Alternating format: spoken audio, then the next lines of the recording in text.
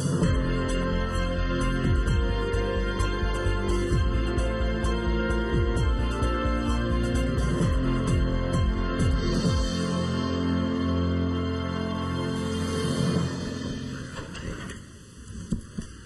afternoon, everyone. Welcome to the July meeting of the Murfreesboro Parks and Recreation Commission. And as is our custom, we'll open with a prayer and pledge.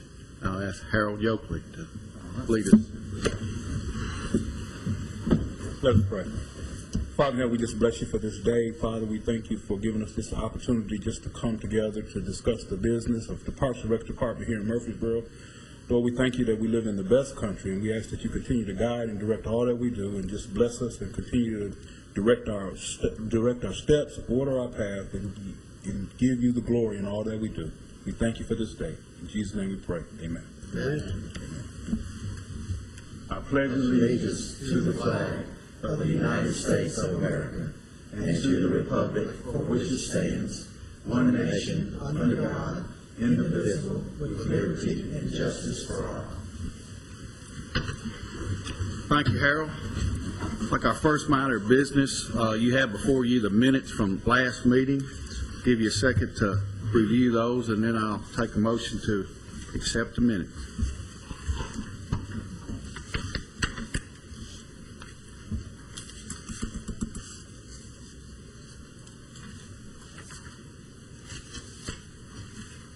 Do I have a motion to accept? I so move that we say up. Second. All in favor, say aye. Aye. Any opposed? Okay, minutes accepted. Lanny, first item of business, looks like we have Terry Womack here with us. Mr. Chair, before we get into new business, I'd like to make an announcement and introduce Angela Jackson, which most of you know. Angela is now the new Assistant Director of Parks and Recreation. She's been promoted, and she comes from a very rich Parks and Recreation background. She graduated from Freed-Hardeman with honors, magna cum laude, and she has done a lot of things, from flying into Alaska on a little single-wing plane with a pilot that sometimes she said she wondered whether she was going to make it to camp or not every day, to conducting some very sophisticated programs. She's been with us for 9 years. She started at the Wilderness Station. She progressed on into a program coordinator's job.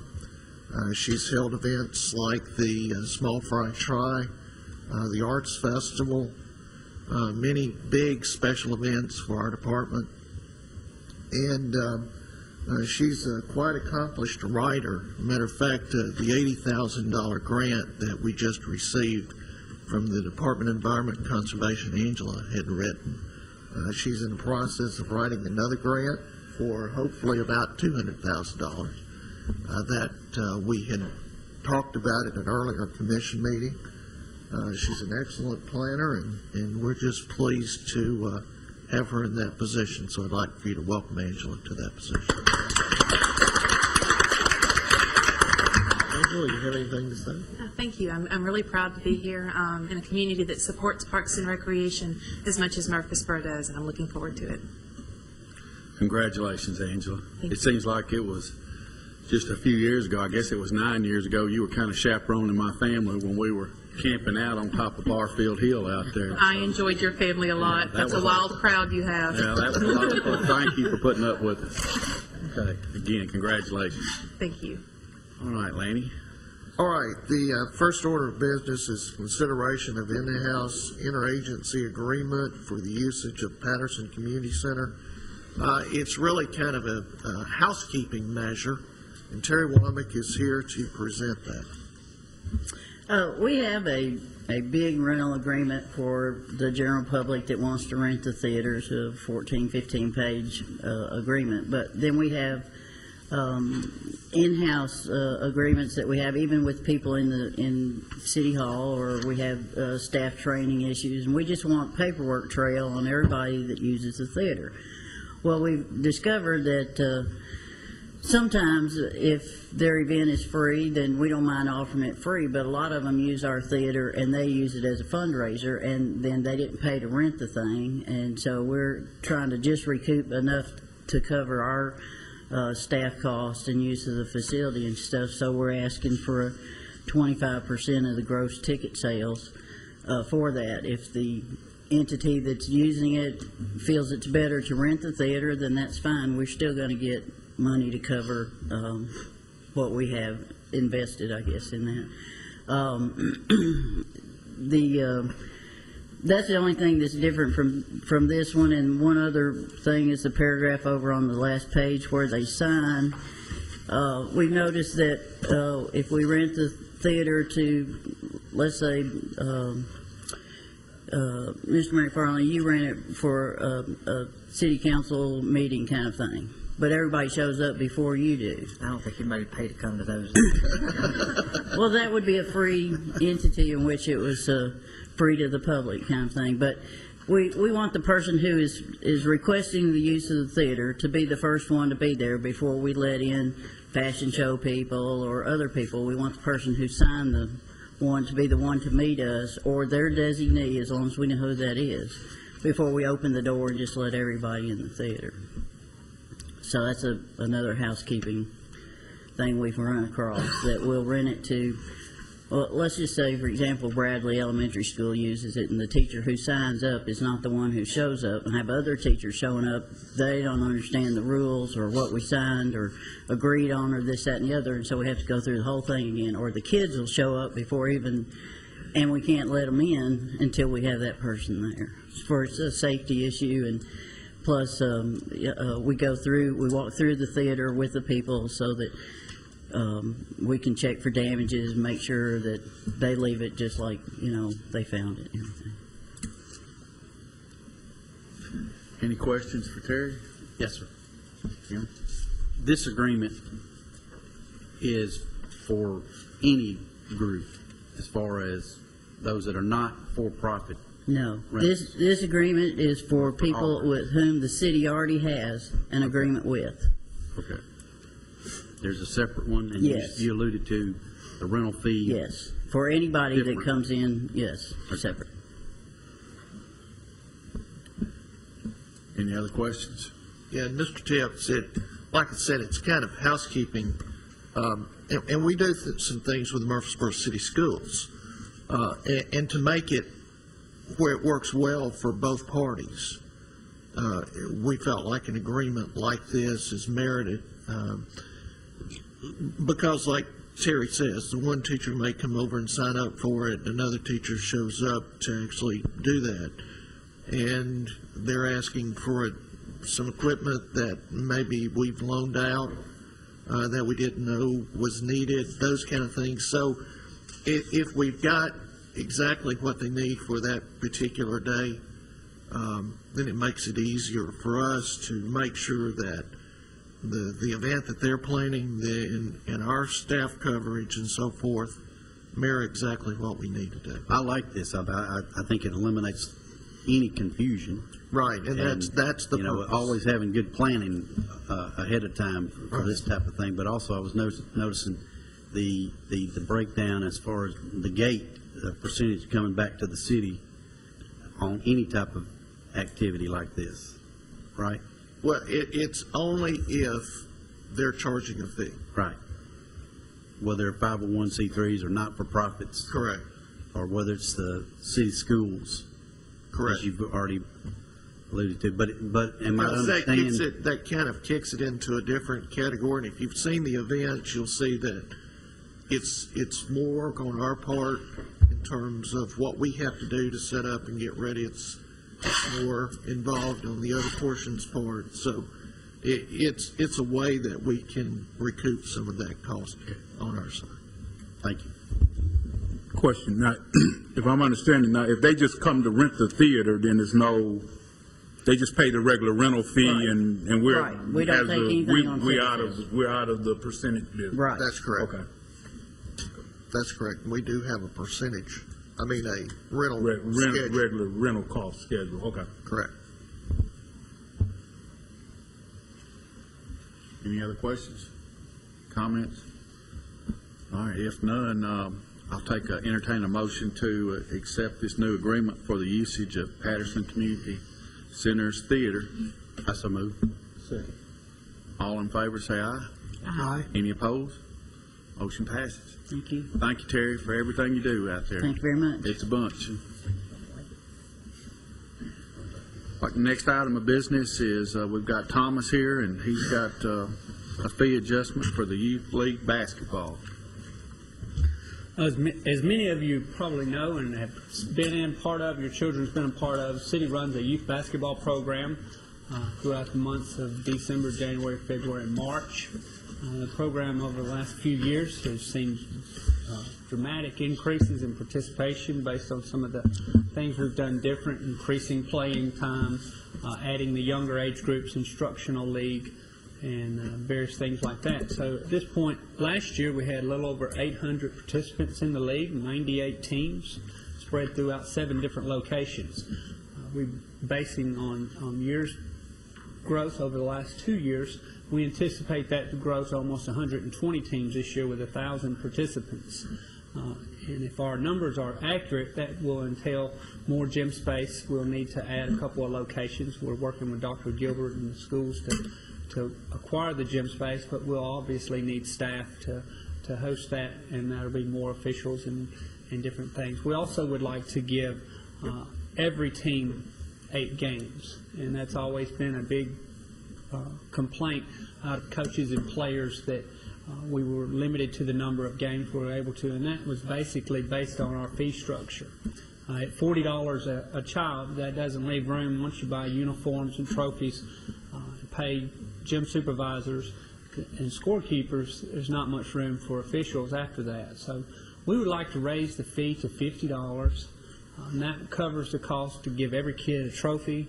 Every kid gets a uniform, and then we're able to give each team at least 8 games at a minimum. And last year we added an end-of-the-season tournament. That was the first year we'd done that in a while, and it was extremely successful. I think our citizens really appreciated that and enjoyed it. But with coming the tournament comes the parents and the issues that most youth sports leagues experience. So our process to that is, rather than cut the tournament, we need to do a better job of training our coaches to deal with these types of situations. And in our budget proposal is the money to do that actual training for all of our coaches, particularly the young coaches, so we can get them in on the ground level, kind of set the tone, and as they progress through us with their children, hopefully they'll mature as coaches, and by the time they move on, we've got good solid coaches and foundations. So we presented a breakdown of the budget. As you can see, our part-time salaries are almost $42,000. You throw in trophies, uniforms, basketball, rule books, National Youth Sports Coaching Association training. That brings that total up to almost $55,000. And then with sponsorships and registration fees, minus the financial assistance, and this was based on last year, we had 8.5% of our participants were financially assisted. That brings it to about right at $55,000. So we're not trying to make a profit off the league at all, but it's been many, many years since we've increased the fee. We're still the cheapest basketball league in the area, and we want to keep it that way, but we want to be able to cover our costs. Last few years we've taken a loss on basketball, and it's a shame since this is one of the largest programs we offer. Any questions? Questions for Thomas? Yes, sir. Hate to get into this, but first of all, I've had a child that's participated in the league, in one of the leagues in the last couple of years. Personally am not a big advocate on having trophies.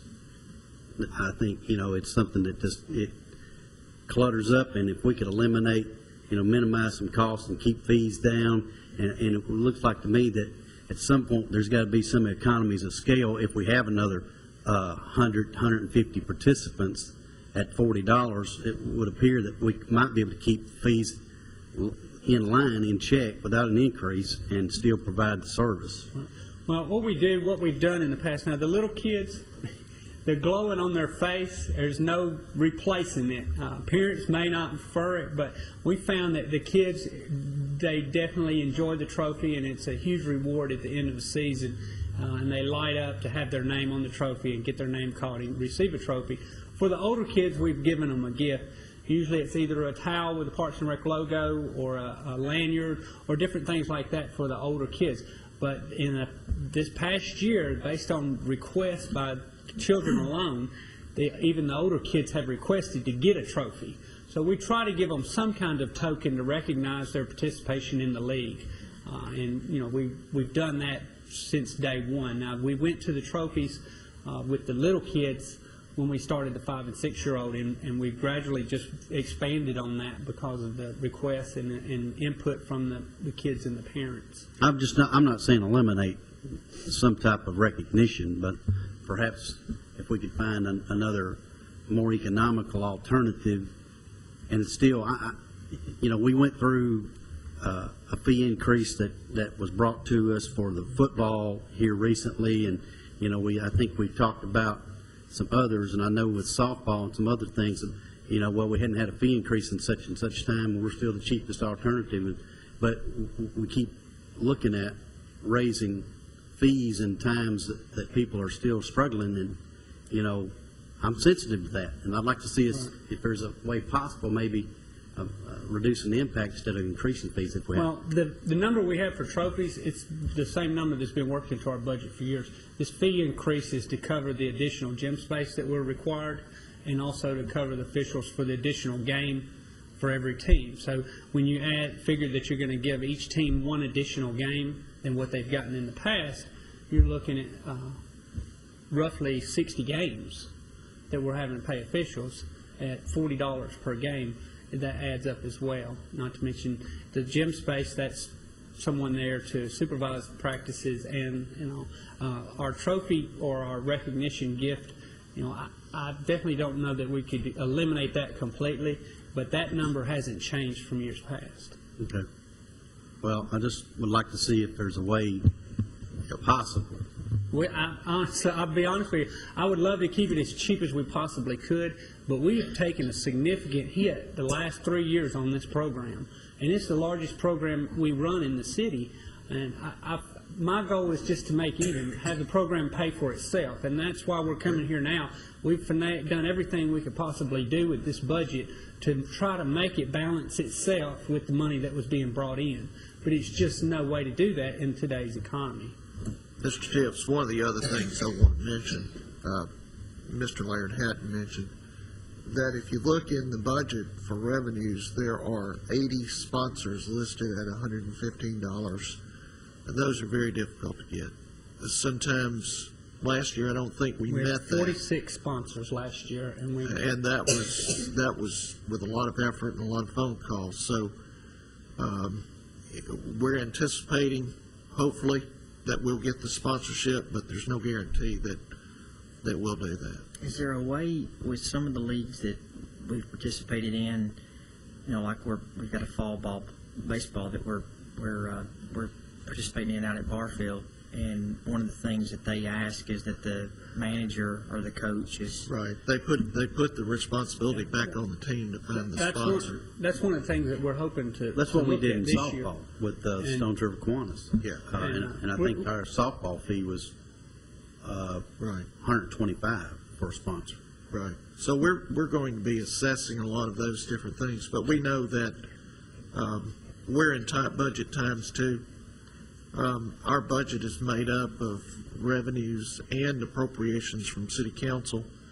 $8.5 million budget, only get about $6 million, a little over, from City Council. So I have to raise the rest in revenues. I want you guys to. I'm sensitive to that too, but I'm just saying, you know. And we still want to provide a quality program, and I hear what you say. And we'll look at that. You know, if there's instead of a 550 something, a 350 something. But we mentioned NBA. I know what they do at the end of the year. They have the little playoff, and every kid that participates gets a medal.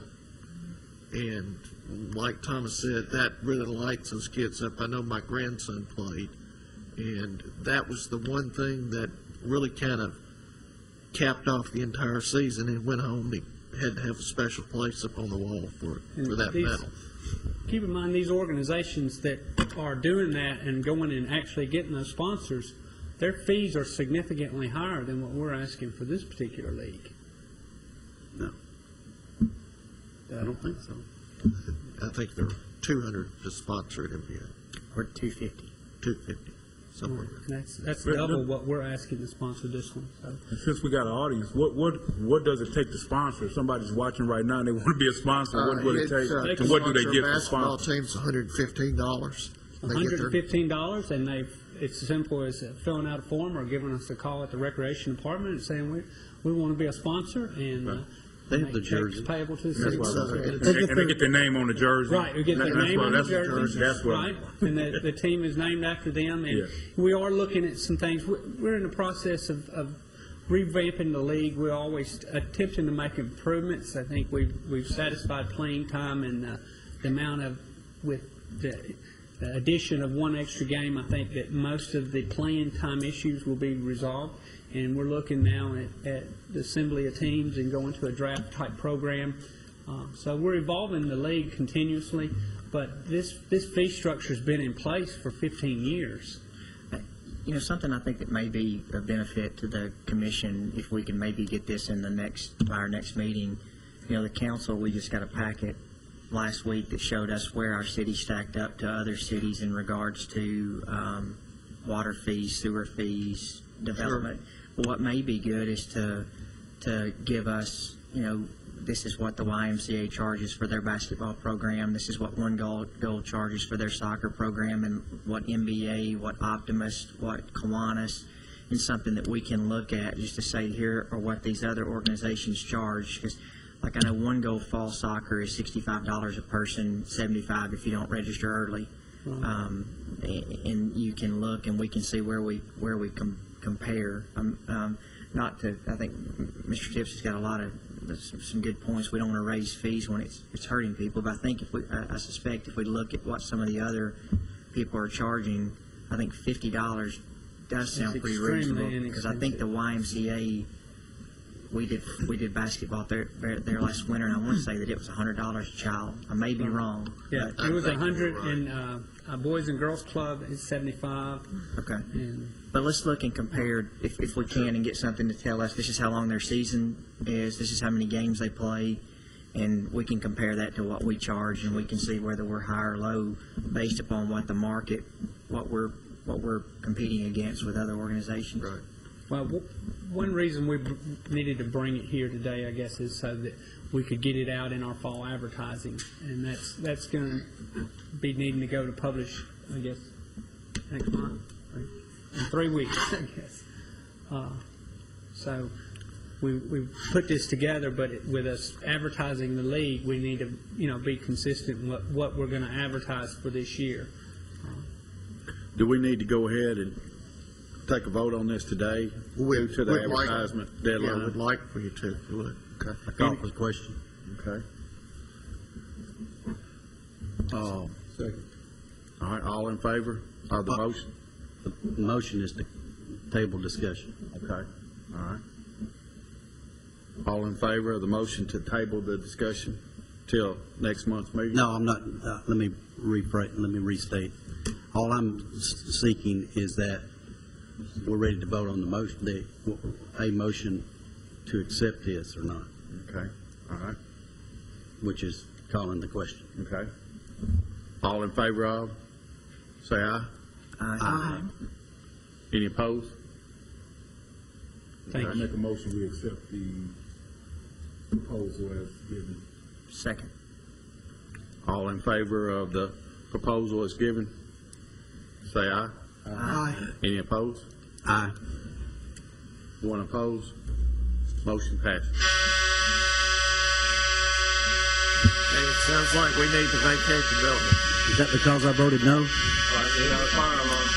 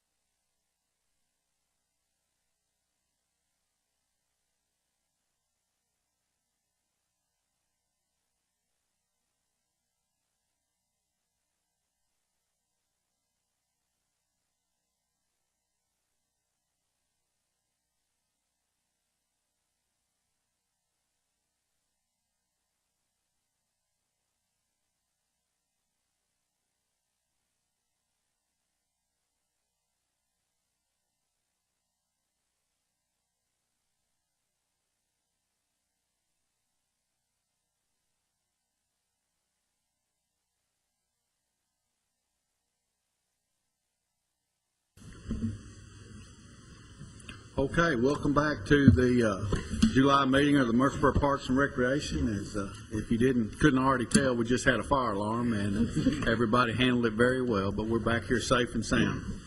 Looks like the next item for business is a report on the President's Club from Thomas again. So I'm sure you got some great news for us, Thomas. Well, this past weekend and last week, we hosted the 2010 National President's Cup, which was the national championship for U.S. Youth Soccer Division II. Those are kids ages 13 through 17. 32 teams moved into the city for the week. They started play on last Thursday and concluded on Sunday. The tournament itself was a huge success. The local businesses and the local clubs provided an abundance of support, and the reviews have been just tremendous. U.S. Youth Soccer officials were extremely pleased with the facility, the fields, and a tremendous amount of volunteer work through the Murfreesboro Soccer Club. So it was a big success. And on Friday night, we hosted a player social for all 800 players at Patterson Park. And that as well was a great success. It was a fantastic event, and I guess the U.S. Soccer people said it set the bar for that particular event, that they'd never had an event that well organized and well run. So hats off to the Murfreesboro Soccer Club and our staff for doing such a tremendous job with that one and with the tournament. So it was a big event. The thing that was unique about this event was because of the heat, they played from 8 a.m. until 12:30 each day. And because of the size of our facility, we were able to spread them out on the number of fields so that they could be done by noon. So we had almost 1,100 people each day converge on the city to spend their time in our shopping centers, our movie theaters, and our restaurants. So that was a huge impact for the city for the weekend. And also sets us up for next year, the Region 3. And that will be Division I soccer with 182 teams from all over the southern region. So this was a warm-up. Next year is the big one, and estimated income to the city that week is about $8 million. So we're excited about it and hope to see more soccer events throughout. I think that we've laid the foundation to play host to pretty much whatever we pick and choose in the future with doing such a good job with these events. Mr. Miller, if I could add to that, Thomas did a great job. Absolutely a great job. He was out there early every morning, stayed late, made sure that U.S. Youth Soccer folks had everything that they needed. Hats off to Murfreesboro Soccer Club. They had over 100 volunteers on the ground every day. And that made a huge difference. It was something that they were not accustomed to at U.S. Youth Soccer. Having field marshals, having all the other people that were there, I think they were really impressed. The event that we held, we probably had 1,500 or 1,600 people attend that. We had it in Patterson. The president of the club, or U.S. Youth Soccer, told me, he said, usually 30 minutes in, 30 minutes out is about what people come. They come to eat and they leave. They came at 5 o'clock. At 8 o'clock, there was probably still 1,000 people in that building. So they were having a great time, not only the kids, but the parents. We had a casino night set up in one of the rooms, and we had karaoke, and we had blow-ups, and we had a DJ, and we had a lot of things that was going on. They had a T-shirt swap where all the different states, were swapping T-shirts, and the kids even commented on it when they got up on the national stage to receive their cup for winning their age division, about how much they really enjoyed that social event. So it was a great event. I really think we set the bar for a lot of folks. They'll have a hard time following us next year, but it was really kind of the warm-up. You have to think that next year we'll have 6 times the number of teams. They will start at 8 o'clock. They'll finish basically at 8 in the evening. This tournament probably brought us in $3.5 or $4 million in economic impact. Next year, $8 to $10 million. So real big boost for our local economy. That's awesome, guys. Very good. Any questions or comments? Great job, Thomas. Thank you. Appreciate your hard work. I heard nothing but great comments, and I'm sure everyone else has too, from the field being in pristine condition, the players not used to playing on something that nice, to the social. And I heard or had some friends that were parents that went over there and participated in that, so. Yeah, and very good. just the whole feel of the thing was just really good. You know, I was standing there talking to the chair of USU Soccer, who's from Houston, Texas, by the way, and we're sitting there watching a team from Massachusetts and Southern California in Murfreesboro. And that was pretty neat. Yeah. Congratulations. Okay, next item of business, we've got Mr. Bart Fight here with some more good news on the Sportscom Water Park. Mr. Chairman and members of the commission, I'm here today. I just want to kind of go over some highlights of what we've been doing at Sportscom this summer. I've always heard you've heard the quote, if you build it, they will come. Well, we built the water park and they're still coming. So, but it has been a great addition to this city and our recreation department, and I've heard countless compliments on it. We have highlighted a few things that I'd like to tell you about what's happening out there with the water park. Our revenue for the first 10 days of July, when we opened on July the 1st, is equal to the whole month of July last year. So people are coming and enjoying it. We have doubled our attendance the first 13 days that the water park's been open compared to all of July last year. We took a list of water park rentals for our water park on Saturdays and Sunday nights, and it was taken all the way. July and August is already full for those 2 months.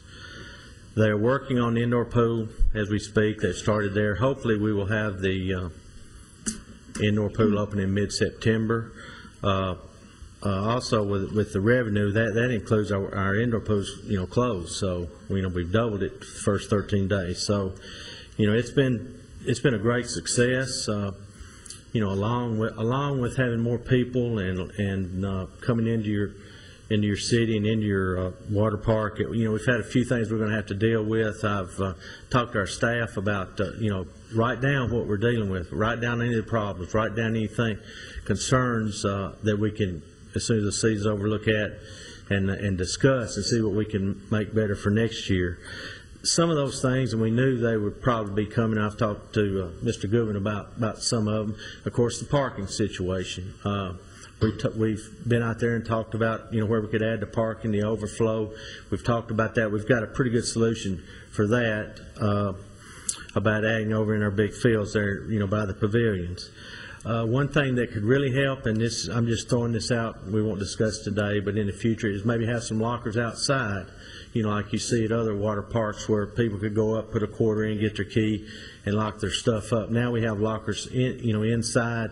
Of course, you cannot have cameras inside the locker rooms, but we try to monitor the best we can. We can't be in there all the time, so that would really help. And another thing that we'd like to see, I know, is more security cameras outside, overlooking the whole water park. It's hard to, with that big area right there, it's hard to see everything. So that would be a big help toward improving for our customers and patrons.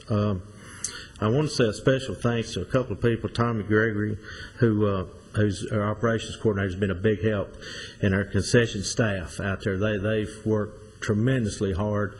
They're going back and forth to the windows, to the food. When I left, before I walked out the door, they gave me a list to pick up some food before I come back out there.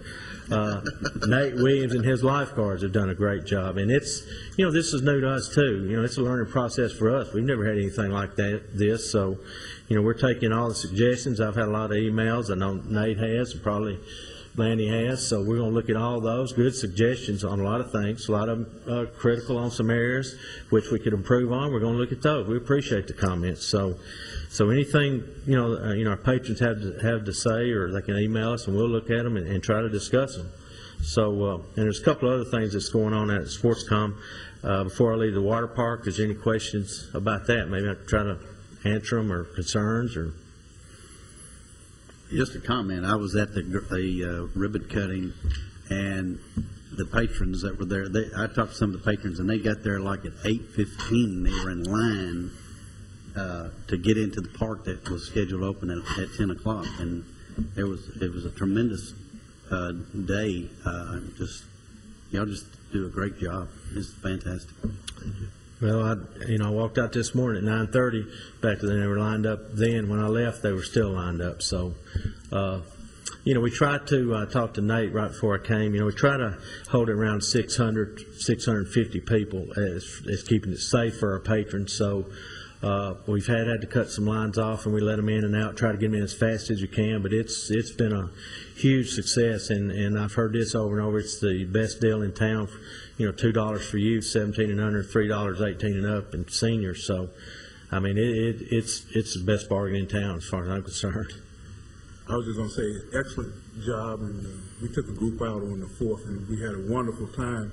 And literally what I'm hearing just from people that I've seen, that it's become a destination, not just for Murfreesboro, but people are coming from Nashville, from Smyrna, from all around to come to the water park because of the value and because of the value that they're getting and how great a park it is overall. So literally, I've heard people say that they have come all the way from as far as Nashville and all the surrounding counties just to participate. So again, hats off to you all and the staff and to the rec department as a whole for what they're doing. Okay, well, thank you. Like I said, and all our staff has pitched in. We've had to pull people from the front to the concessions to run, get some change. I mean, it's been a group effort, and the staff at Sportscom has been tremendous help to me. I know that. So another few things I just want to touch on. July the 4th, we had our celebration out at McKnight Park. I know Marlene Sewell kind of runs the program there. But it went off real well when I first got there. On July the 3rd, I called the fireworks guy, and I said I hadn't seen anybody or heard anybody. They had the trailers hooked up, hadn't heard from pyro shows. They had a problem. One of their the head guy that shoots the fireworks' daughter was injured, couldn't come, and they sent a guy that had helped him last year. It was his first show to shoot the fireworks, and if you hadn't been back there to see how they do it, it's set up on a computer. It's set up on switches. It's really complicated. And those guys, and it was hot back there too. And they stayed back there all day. Saturday, we had a guy stay all night with fireworks stand. Came back Sunday, hooked it all up, and the show was really good. I think it's one of the best fireworks shows we've had. We had about 7 or 8 blow-ups out on Starplex Field 5. We had glow necklaces. We had vendors. We had big celebration. We thought it was very successful, and hopefully next year it'll be more successful. So that was one thing we had. I know yesterday at Sportscom we had a problem. We had a leak in one of our gyms, so we moved some AAU games out to Sportscom. Got to play those yesterday afternoon. If you've seen in the paper how big an impact that's brought into the city this weekend. I mean, teams from all over the country. The best girls teams in the country are here playing all over town. Tomorrow afternoon at 5:30. The Learn program is going to have a flag football clinic. Coach Rick Stocksel is going to come out at 5:30 at Sportscom and go over some rules and meet the kids out there. I think that's going to be a big hit with them. And also on Tuesday, August the 3rd, that's our National Night Out. We'll be having that all over the city, as well at different parts as well as Sportscom. So we've got a lot going on. We're real busy, but that's a good thing. So. Just wanted to give you a summary just the highlights, and then toward the end of the season, when our outdoor pool water park does close, we will probably come back with a more comprehensive report on all the facts and figures. Any other questions? I was just going to ask, when will the outdoor pool close? Good question. When will the outdoor pool close? We're going to keep it open as long as the indoor pool is closed. Now, the date for the indoor pool to reopen would be the middle of September. When school does get back in, which is not far away, about 3 weeks, we'll be running our outdoor pool open like from 4 to 6:45, and then open on the weekends all the way through August. But as long as the indoor pool is closed, we'll keep the outdoor pool open where we've got one or the other open. We are moving classes outside. At our 8 and 9 o'clock classes, exercise classes for our patrons, and it's worked out worked out pretty good. Today, they had to walk around, there's so much noise in the indoor, but we're going to work that out too to get them in and out of there the best we can, more convenient them to park and come in and out. So hopefully mid-September, we'll have the indoor pool back open, and we will have both pools in good shape and, have it where it's going to be good for all our patrons. One other thing we might need to look at, I know I'll discuss it with Mr. Goodman later, is renovation of our locker rooms, our wet locker rooms back there by the swimming pool. Get that done. Our building will be in good shape. I appreciate everybody's support, and come on out and go down the slide. Bart, keep doing what you're doing. Thank you. What are we thinking on the, Bart, on the closing of the water park? I know we'll keep the outdoor portion open, but are we thinking that's all the way until the To me, and I've talked a little bit with Mr. Goodwin about that, September is a good month. It's still hot in September. We keep it all the way open, through the end of September. Mr. Goodwin's Is it something that we can sort of play by ear, that we can see? Well, it is, and of course, this is new to us, just like Bart's saying, and we know that other facilities of this magnitude, as long as the weather is favorable, usually open on weekends. So, we have to maintain the chlorine levels and everything to keep the algae from growing. And as long as we do that, and we maintain the maintenance of the pool, I think we'll be good. And so we'll be looking at that. And we may be opening a little earlier in the year. Depends on the weather, those kind of things. Traditionally, we're Memorial Day to Labor Day. But with this facility, I think we can look at some different types of schedules. Thank you, Bart. Thank you. Mr. Miller, one other thing before we move from that. We have two city councils sitting on our commission, Mr. McFarland, Mr. Bratcher.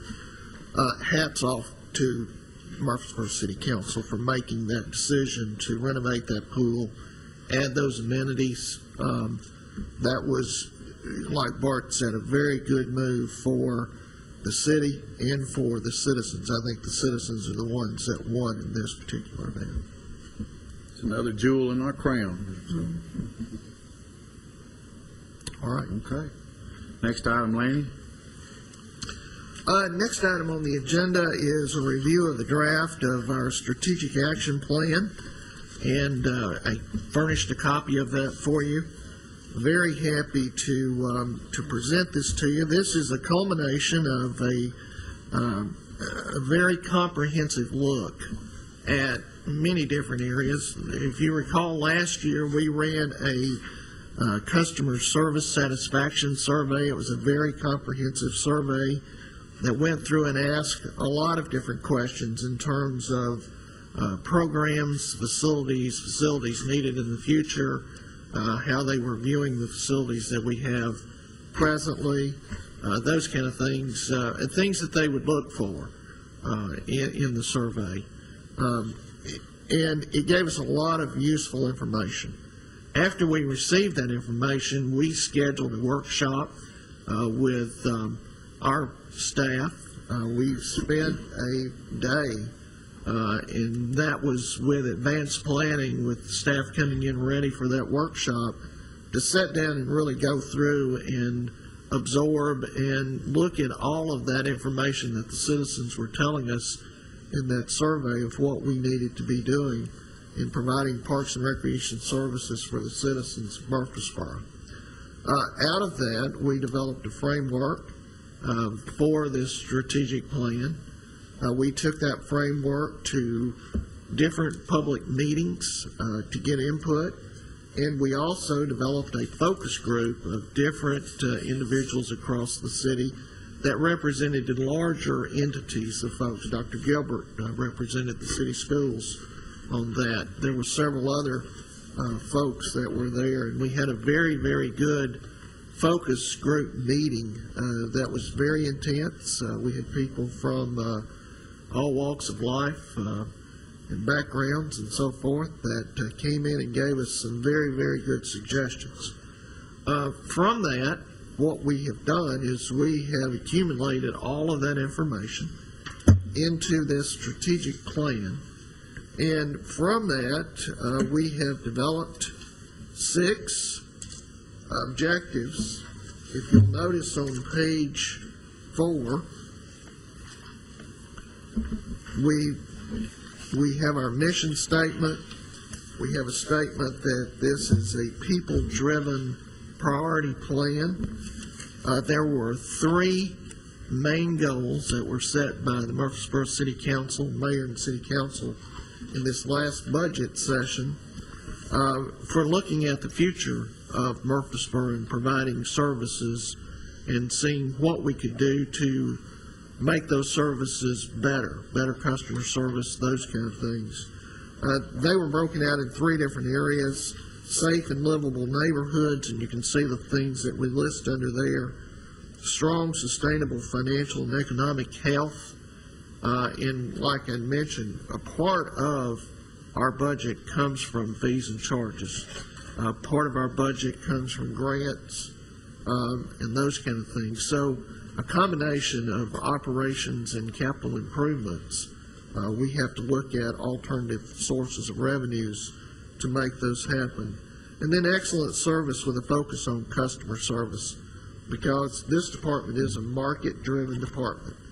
Unlike other departments within the city, people actually shop our services. They'll want to know how much it is for certain programs. They'll want to know what we're offering in our particular programs, and they will compare us to other folks when they make those decisions. So it's important. Customer service is one of the things that we talk about quite often in our department, and it's one of the things that we try to strive for. Matter of fact, just to give you an example, I remember the first day that I was at Sportscom that the pool was open. And there was a lady came up and she was upset about one particular item. And Mr. Gregory, who Mr. Fight had mentioned, came out to talk to the lady. And basically said, you know, this is our first day. We're learning like everybody else. We're really sorry that her son, I think, was 1 inch too short to go down the big slide. And it was the rules that we had set. And by the end of his conversation, he had not only refunded her money for that particular day, but given her passes to come back and try us again. So we're trying to make sure that everybody has quality experience when they come to the park system. You can look at our 6 goals. We have those broken out. There's 34 different objectives that are listed under those particular 6 goals. You turn to page 8. Goal 1 is to provide, maintain, and enhance recreational opportunities through high-quality parks, facilities, and open spaces. You can see that our very first objective under that is to make sure that we're listening to our constituents, that we're finding out what they're wanting in parks and recreation, and you can see the methods that we're looking at. Number 2 is to increase our financial responsibilities, better use of tax dollars, finding different ways to leverage different funds. Like I mentioned, we just received an $80,000 grant. We're going after another $200,000 matching grant, which will hopefully redo Kids Castle and a few other things that needs to be redone at Old Fort Park. So we're looking at those kind of things. The other thing that is paramount under that goal is public safety. We have an EAP plan, which is an Emergency Action Plan, and we also have an EEAP, an Employee Emergency Action Plan. And Ms. Jackson is working on our EEAP, and we constantly are looking at all of the different things that could possibly happen during the course of operation. Of course, we have a lot of folks that are in the parks. You can see the numbers. 3,000 to 5,000 people sometimes in our big parks relate to 10,000 to 15,000 people that we're managing on a particular day. Coming in and out of the facilities or going to those particular parks. So it is an awesome task to think about what we need to do is if there is a thunderstorm warning, if there is a a tornado watch or a tornado warning, communicating those things with our partners that are there and communicating those with the staff. So those are all very important to us. And being proactive with our maintenance and approaching the existing properties and assets and resources, we want to make sure that the resources that we have and the assets we have are maintained at a good high quality and people have a good experience. So one of the things that I always tell the staff is the experience starts when they turn in our driveway. And if the grass is mowed and the paper's picked up and the lawn looks good, then that sets the tone for coming into the facility. And so we look at all that as we go through, and that's some of the discussions that we have with our maintenance department. The other thing is we have to look after risk management in terms of making sure that the city is not at risk at certain things. Inspections of playgrounds, inspections of buildings, continuous safety type checks. We just opened a new water park. In the morning before that water park opens, there's a very comprehensive checklist that our staff goes through to make sure that that facility is safe for that particular day. So making sure that those things are in place, making sure that they're documented, and those documents are kept. Developing equipment replacement. If you think globally across the board for Parks and Recreation, there is a magnitude of equipment that we have. You probably never think of it collectively, but we have a lot of trucks, we have a lot of mowers, trailers, weight equipment, computers, all of those kind of things, and they age. And certain things, depending on our market base, depends on how good or how up-to-date those particular pieces of equipment are. Ms. Womack was up here just earlier. There was a pretty comprehensive list of equipment that went along with the theater. And we have to think about the age of that equipment, when we need to replace it, and so forth. So that becomes a part of our management plan as well. We manage 1,100, it lists 1,088 acres, but actually it's 1,114 acres. And we mow over 4 million square feet of grass a week. And it's quite a task to make those things happen. As we go through, we look at enhancing existing parks and taking care of the resources that we have at hand, and there'll be plans that we'll be putting in place for that. Quite frankly, the new water park is a great feature, but we had a pool that was approaching 24 years old. It was 30-year-old technology, and we were at the point to where we had to make a decision where we had a pool or not this year. And so we want to make sure that we're proactive, that we don't get to the point of having to say, Mayor and Council and Commission, here's your decision. You either close it or you renovate it. We want to back that up a few years, and let's address it, and let's see where we need to go in terms of financing those particular events. And we need to look at our future growth. Murfreesboro has been a very fast-growing community, and it still continues to grow much faster than other communities in the state. And so as people move in, as families grow, we have to make sure that we have adequate facilities for folks and adequate programs for some folks. So it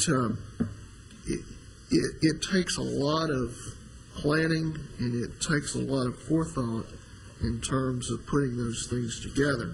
One of the things that you will see in here, it will task us to put together a comprehensive Parks and Recreation plan. Comprehensive Parks and Recreation plan will look at each facility in detail and look at the existing condition of that facility, what we need to do to bring that up to what I would say acceptable standards, and what we need to do to bring closure to that particular park. I know over the years, because of funding, some other things, we'd come in and we would present a site master plan. And for one reason or the other, we never had the money to actually complete the plan. So we'll be looking at those particular sites and saying, what do we need to do to actually bring closure to this particular park and now maintain that, and then put it on a replacement. So in a few years, we know we have to replace the roof. We know we have to replace the HVAC systems. We know we have to replace the fence or the lights or whatever that may be. On page 13, you see goal 2, which is to ensure the long-term stability of the park land and the park resources. We have become a very, very diverse parks and recreation system, probably one of the most diverse, not in the state, in the southeastern United States, with riparian zones along the river, with wetlands, with woodlands, if you think about Barkville Crescent, with a lot of different things that now has either local, state, or federal regulations that dictate some of the things that we have to do to maintain and protect and preserve those particular resources. So there has to be a resource management plan put together for those particular areas. We need to, one of the big things that came out on our customer service satisfaction survey was the fact that they wanted to see the Parks and Recreation Department become greener. They wanted to see us to become more energy efficient in our efforts, and they wanted to see us employ current technologies when it comes to energy. And I can tell you that utilities within Parks and Recreation is over $1 million a year.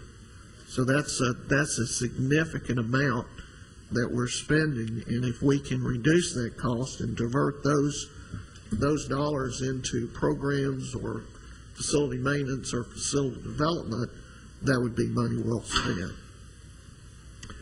Promoting stewardship is one of the things that we want to continue to do. We have many, many partners that we deal with in Parks and Recreation.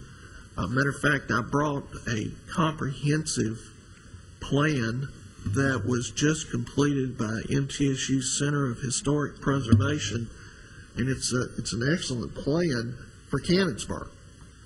And it goes through and it talks about the age of the village, it talks about the buildings, it talks about what we need to be doing to preserve that, and there are many, many artifacts at Cannonsburg that are addressed and things that we need to do, because people from Rutherford County that would find things that would be their grandfathers or their grandfather's grandfather or grandmothers or something would bring it to Cannonsburg to preserve it into history. And we have those artifacts. We're actually a big repository of artifacts for Rutherford County. And we have to think about how we're going to preserve that history and how we're going to tell that story and how we can actually increase it. We just finished Uncle Dave Macon Days.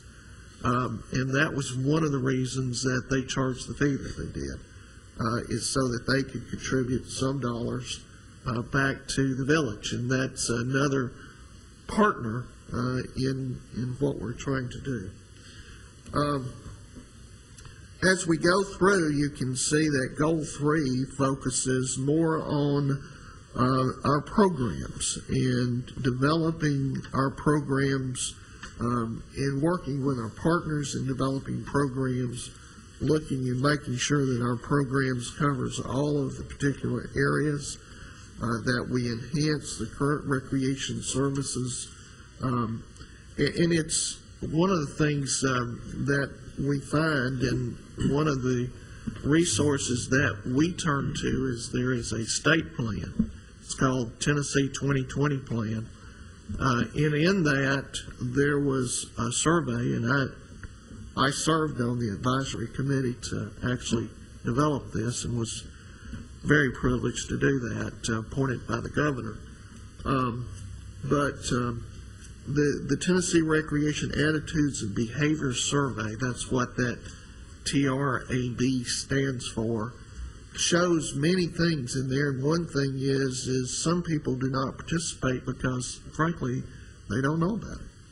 And so getting the word out, making sure that we network with different partners, the coalitions that are out. Patterson has a coalition now.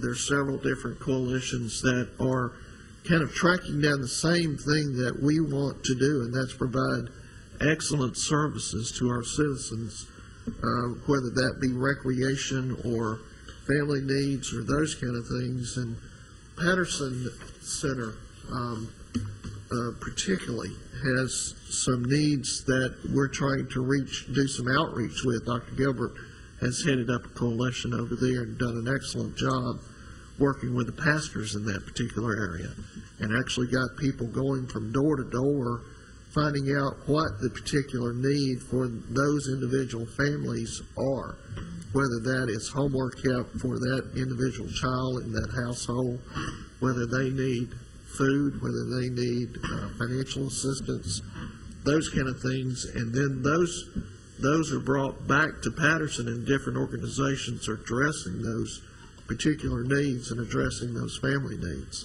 And we're, of course, covering the recreational end of it. And then focusing on customer service, superior customer service, and engaging in after-school programs. I know Dr. Gilbert and I have been talking quite frequently here lately about a lot of different things. Basketball programs, we've started a new outdoor program with different schools as targets, and that seems to be going very well. One of the things I put in here was the Tennessee Children's Outdoor Bill of Rights, and if you read that, where you go through and things like walk in the woods, play outside, explore nature, watch wildlife, and et cetera on down. Those were kind of things that we took for granted as we grew up. But those are things that kids are not experiencing now. And it's contributing to poor health of the children.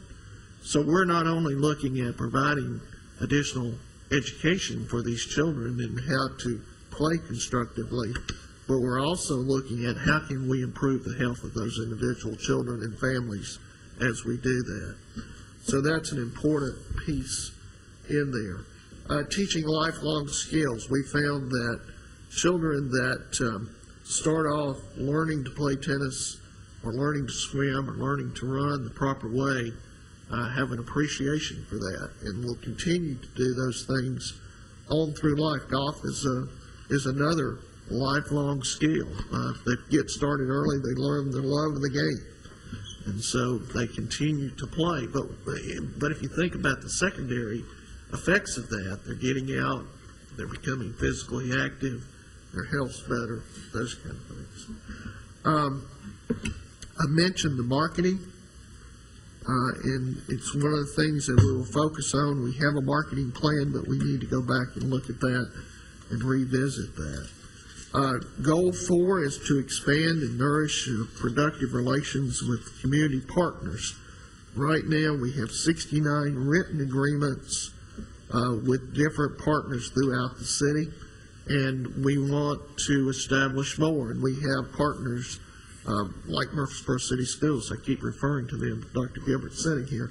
But we have a very good relationship with them, but we do not have a written agreement with them. And there's several other agencies throughout the city that is just as beneficial in providing services. Going to Goal 5, one of the things that we have talked about is maintaining and strengthening our internal organizational culture and really producing employees that have that fire inside of them, that really want to work and see the joys. I mean, Thomas mentioned earlier, and you can hear it in his voice, the smile on the children's faces, and that's what drives a lot of folks when they get into that. But we looked at that from an internal organization, and this year in the budget I asked for some reorganization within the department, and the role of what used to be my job, the deputy director, changed to an assistant director, and just things like she's charged now to look at seeking additional alternative funding sources. So grant writing is one of the things that she will be doing.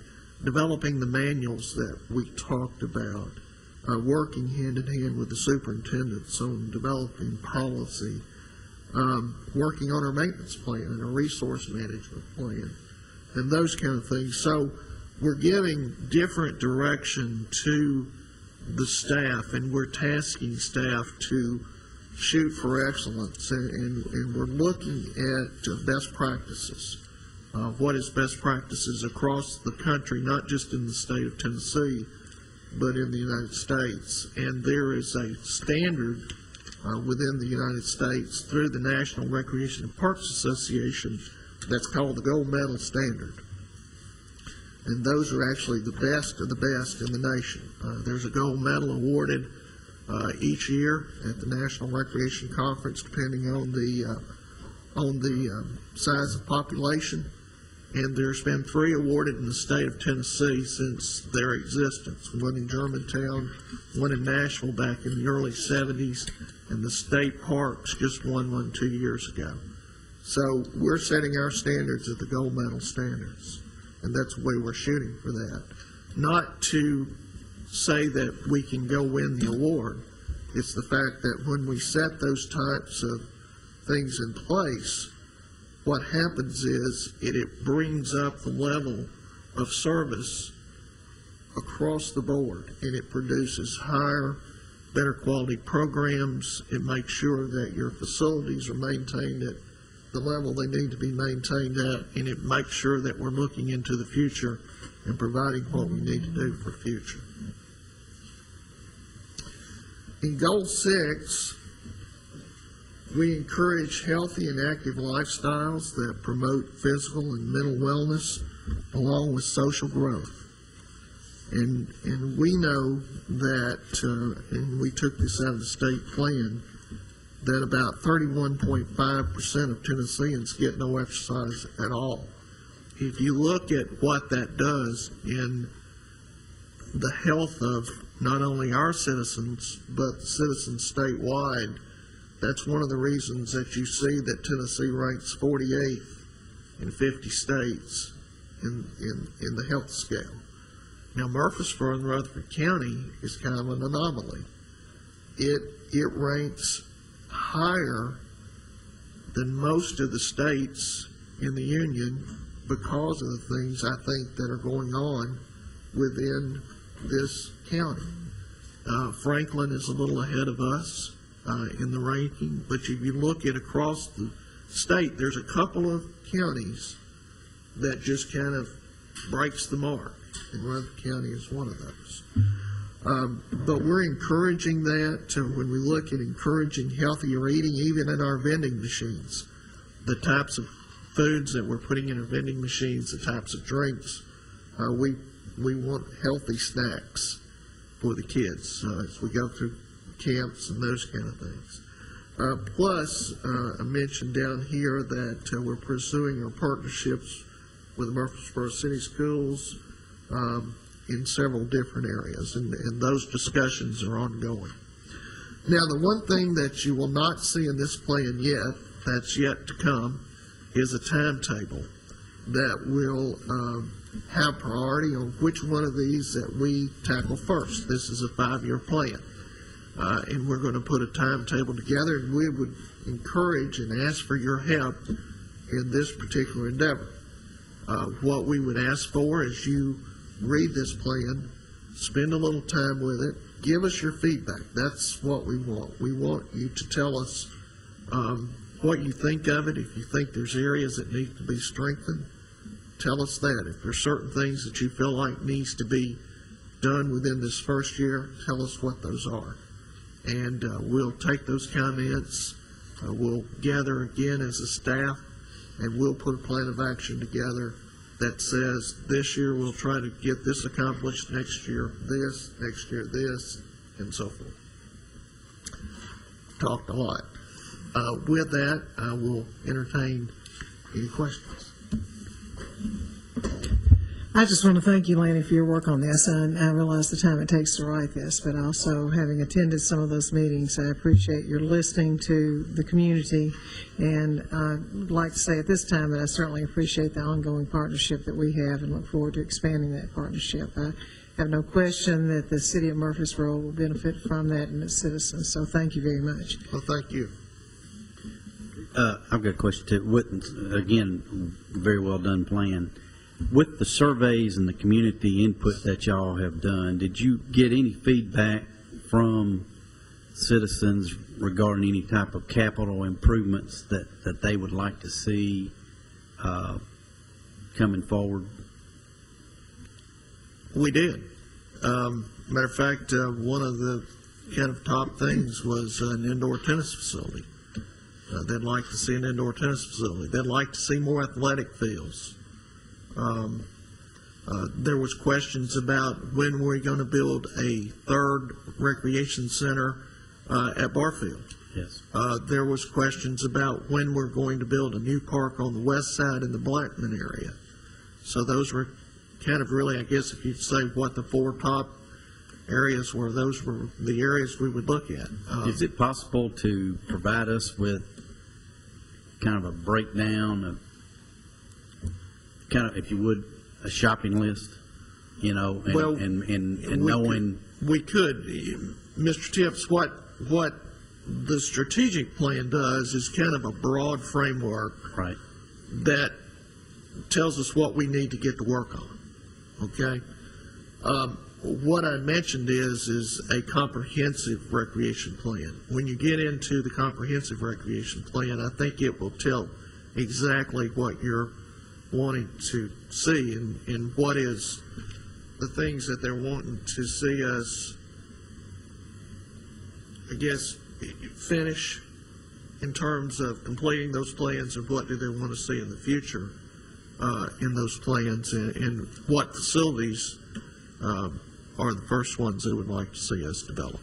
So that would be the next, if developing that comprehensive plan is something that we would like to do in the next year as a staff, try to start on that after this document, then we'll be bringing that information to you, letting you look at it, make those recommendations. Like I said, with this plan, what we want to try to do is be proactive and sit down and say, here's the things that we need to have accomplished and in place by 5 years. Here's things maybe 5 years beyond that we need to start thinking about. So that would tie into our capital improvements program, or CIP, that we submit to the city council for possible funding each year. I would just like to see the input. Okay. And see what, I mean, I know people that I've talked to, some of the things that they're interested in, but I'd like to kind of see what feedback you all had. Sure. As to what, at large, you know, what is most important. And obviously we hope things will improve to the point that we can see some of those things come to fruition. Very good. Other questions or comments? Lanny, you're not looking for a approval of this draft right now, or are you? Mr. Miller, our plan is to ask you that if you could get your comments and priorities back to us by this time next week, then what we'll try to do is we'll try to have a final version that we would bring in August. Very good. And that we would ask you to give tentative approval to, so we can move on to the city council. And during that process, what we'll be doing is we'll be supplying city council with a copy of the preliminary plan, tentative plan, for their review and their comments, and hopefully get their blessing. Very good. Thank you guys for all the time you spent. It's very well done. Next item on the agenda, again, Lanny, it's you, and review or considerations of policies and procedures. Yes, sir. Mr. Chair and members of the commission, for many years we have operated, I guess, without this particular comprehensive document. We have brought you different policies and procedures to pass or to look at and consider, and you have passed many of those. Some are related to city ordinances, and if you look under the authority on page 2, you can see that under section code 21.5-20 and 21.5-21, it says the Parks and Recreation Commission has the authority to adopt rules and regulations for the proper conduct of public recreation in the city of Murfreesboro, subject to the approval by the city council. The rules and regulations goes on to talk about the different areas and so forth, and then it would be up to the Parks and Recreation Department and the Murfreesboro Police Department to enforce those. We have a definition section that defines those particular areas that you can see. One of the things that we deal with is abandoned property in parks, believe it or not, and we have to deal with that. Animals is something else that we deal with, and we've got a section on that. Articles for sale, I know that we mentioned that earlier in Terry's presentation, but articles for sale, whether that be at a tournament, whether that be at a festival, whether that just be somebody coming into the park, those kind of things. We have agreements with different leagues and organizations, and through those agreements that are generally drafted by our department and then reviewed and tweaked, I guess you would say, through the legal department, that gives them the right to sell the concessions and so forth on the city property.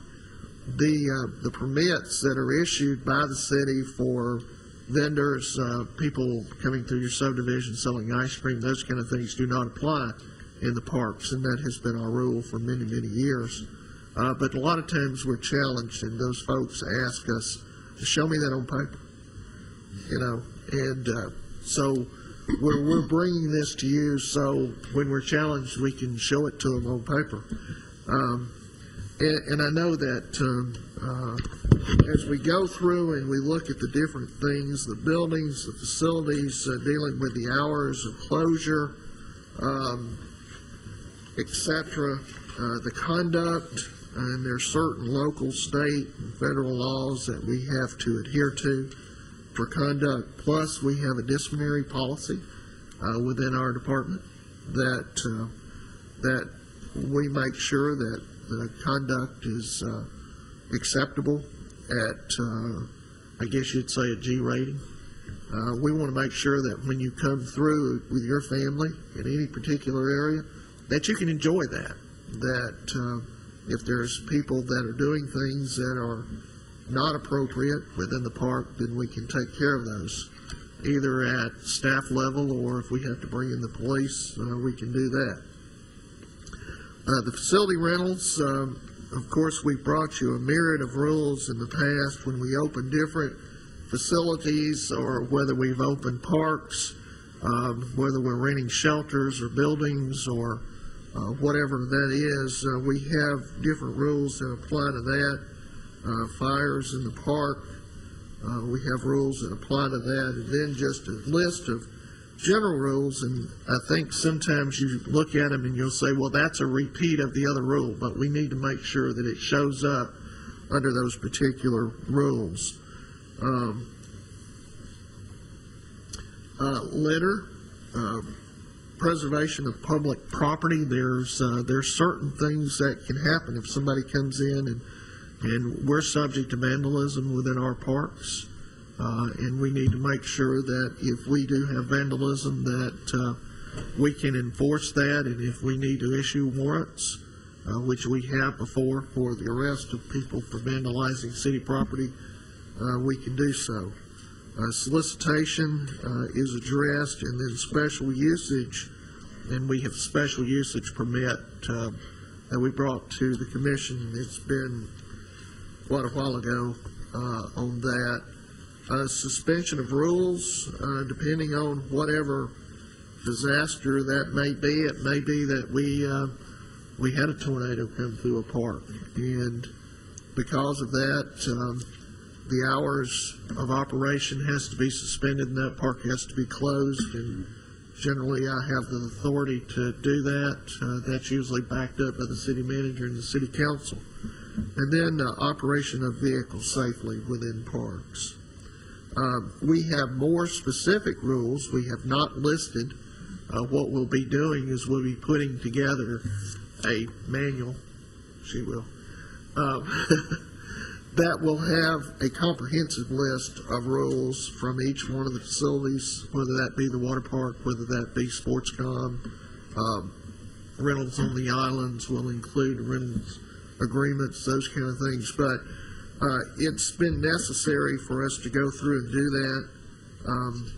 Legal has reviewed this, and I'm going to kind of pass it to Kelly, but really to let her talk about the importance of having this comprehensive document and how that works in favor of her making a decision for us in terms of what we need to do or what the police need to do or staff needs to do. So, Kelly?